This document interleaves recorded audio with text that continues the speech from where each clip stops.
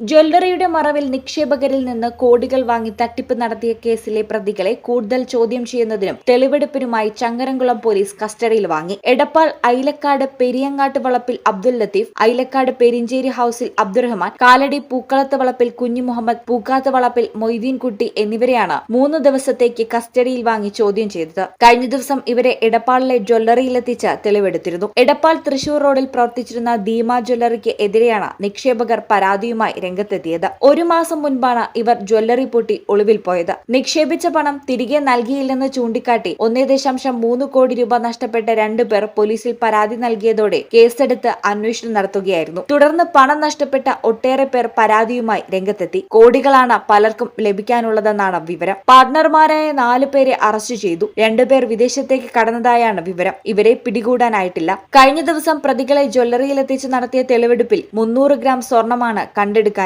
കുറച്ച് വെള്ളി ആഭരണങ്ങളും ലഭിച്ചതായി ചങ്ങരംകുളം സിഐ എസ് ഷൈൻ പറഞ്ഞു. പണമിടപാട് സംബന്ധിച്ച് ഏതാനും രേഖകളും പിടിച്ചെടുത്തിട്ടുണ്ട്. അന്വേഷണം പൂർത്തിയാക്കി പ്രതികളെ ഇന്ന് വീണ്ടും കോടതിയിൽ ഹാജരാക്കി റിമാൻഡ് ചെയ്യും. ഈ ചാനൽ എടപ്പാൾ. ഞങ്ങളെ പറ്റി നിങ്ങൾക്കല്ലേ കൂടുതൽ അറിയുന്നത്? പരിശുദ്ധിയുടെ സുവർണ പാരമ്പര്യം. Hayat golden diamonds, Valanchery.